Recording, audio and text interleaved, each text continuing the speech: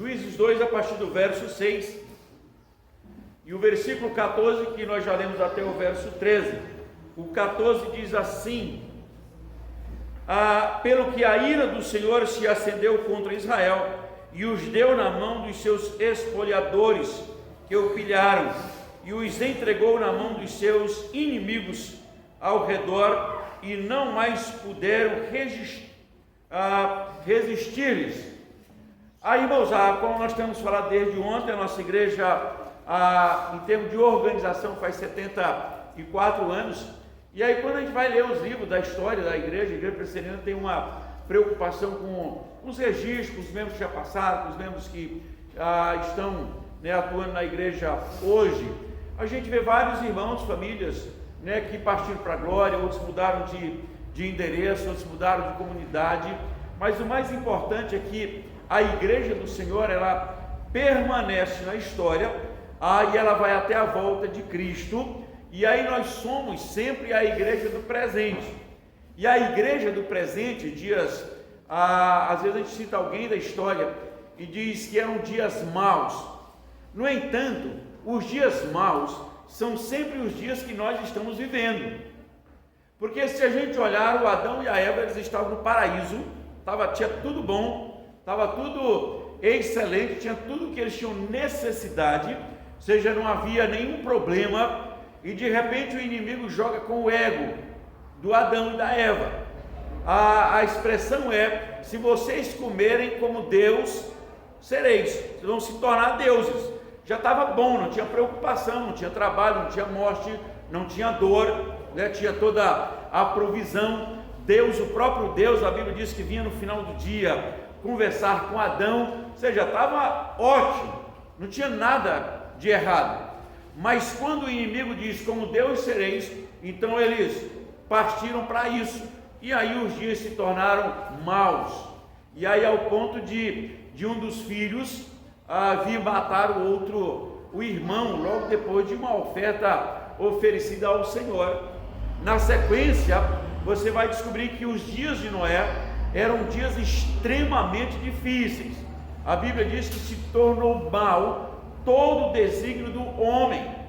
E aí temos a história do dilúvio, e aí você tem a história do Enos que vai se adorando ao Senhor, você vai tendo a história, vai para período do Egito, período de libertação, povo reclama, povo questiona o próprio Moisés.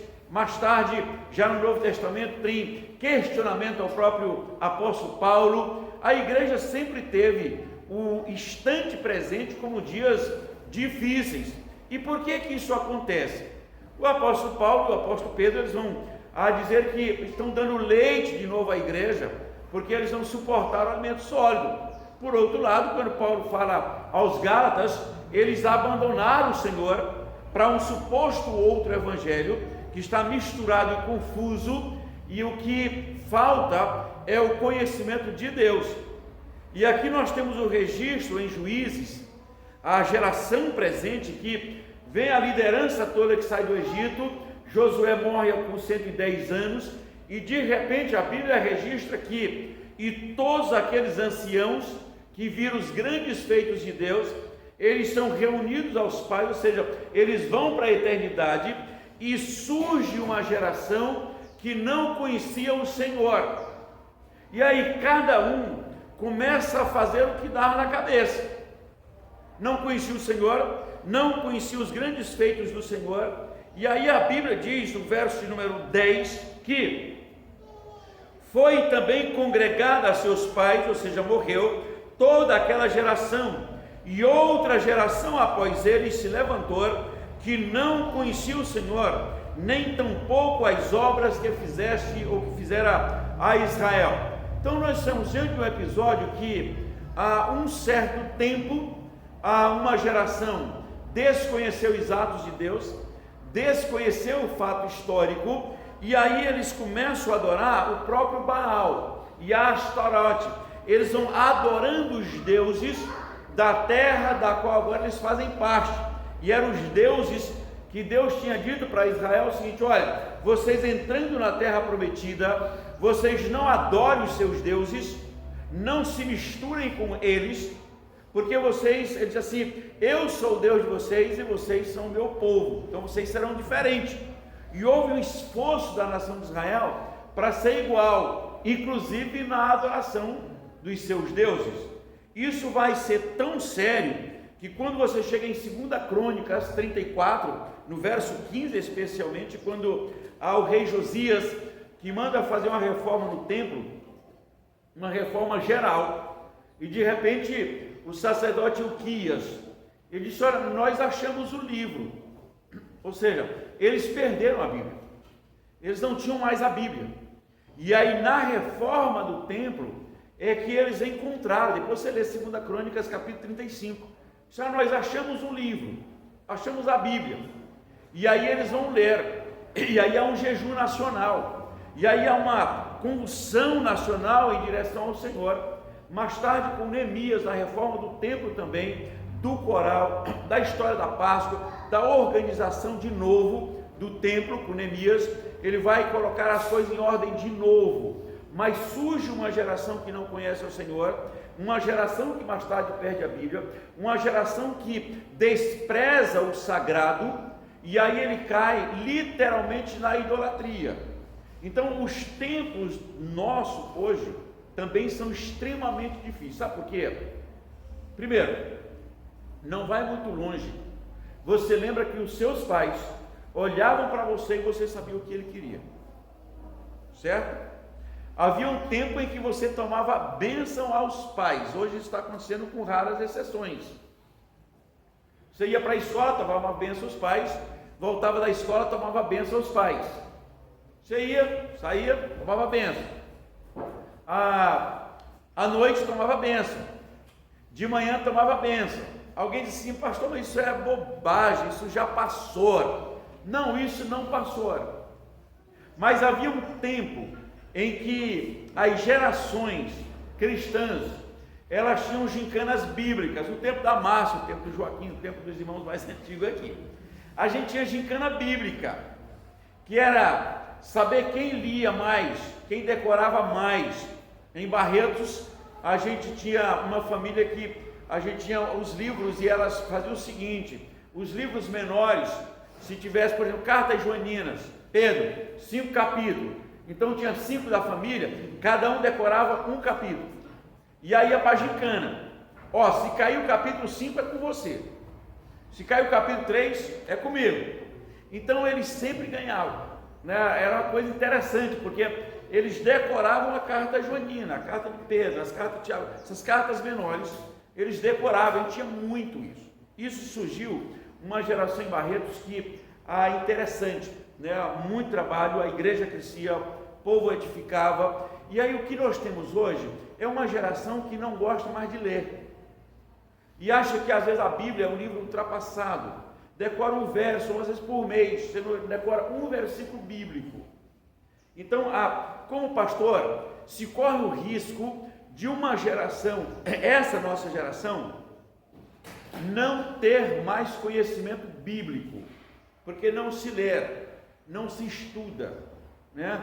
Vai hoje muito no achismo, no pensismo, nesse cântico, no subir a montanha, no descer a montanha, ou seja, eu não tenho mais compromisso com o livro sagrado. E Israel correu esse risco.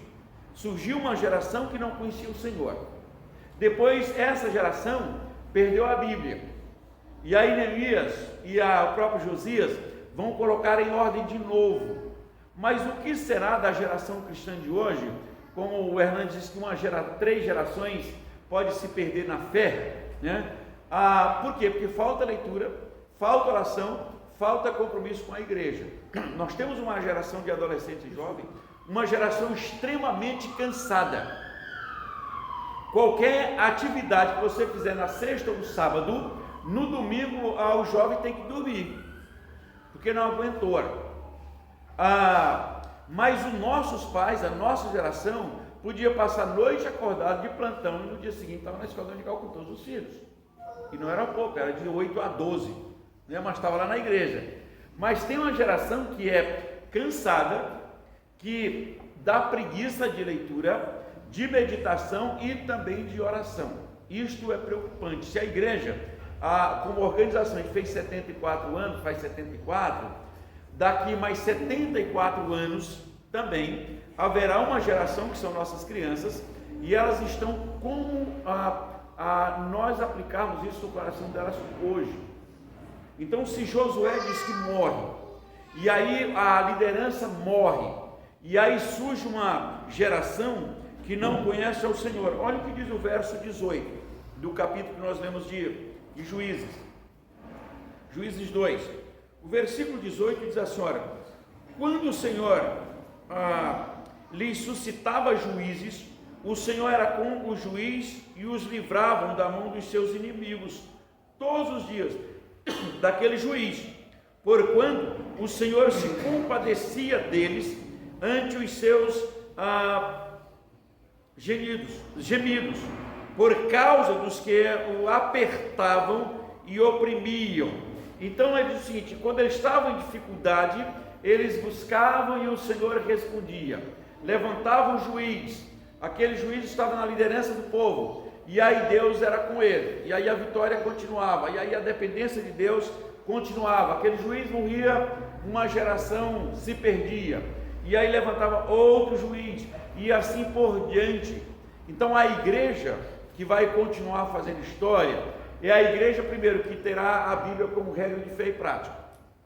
No desespero que nós estamos tendo hoje, em que pessoas dizem que a Bíblia precisa ser contextualizada a tal ponto de tirar os textos que não me interessam, de atualizar, porque Deus é amor e o que vale, é o amor. Então, Deus aceita qualquer coisa? Não, a Bíblia diz que ele veio buscar e salvar o que estava perdido. Uma vez tendo um encontro com Cristo, há transformação, há novo nascimento, e aí se torna sal e se torna a luz do mundo. Mas a Bíblia é a regra de fé e prática.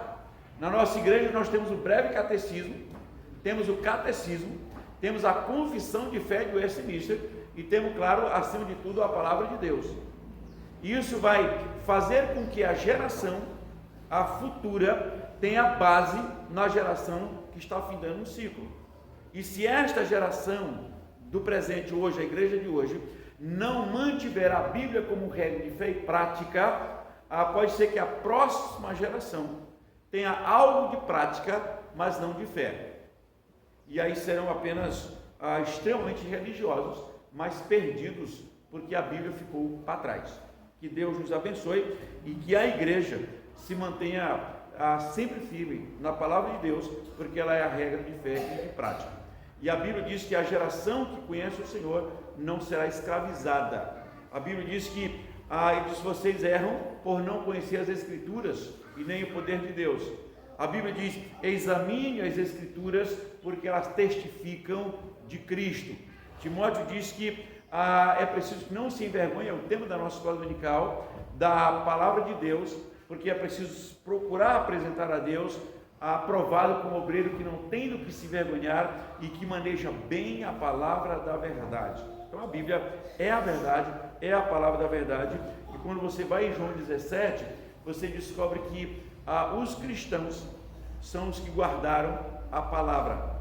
Aí Cristo diz assim: Pai, eles são teus, eu falei a tua palavra e eles guardam a tua palavra, por isso guarda-os do mal, não os tires do mundo, mas livra-os do mal, porque eles são teus. Que a nossa igreja continue sendo guardada e preservada pelo Senhor.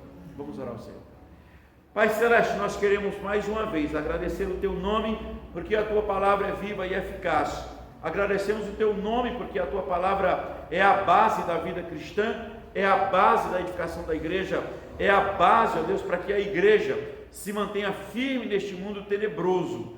Sustenta e abençoa esta geração, sustenta e abençoa a igreja do Senhor em todos os continentes, e que a tua paz, que excede todo o entendimento, guarde a nossa mente e o nosso coração, em nome do Pai, do Filho e do Espírito Santo. Amém.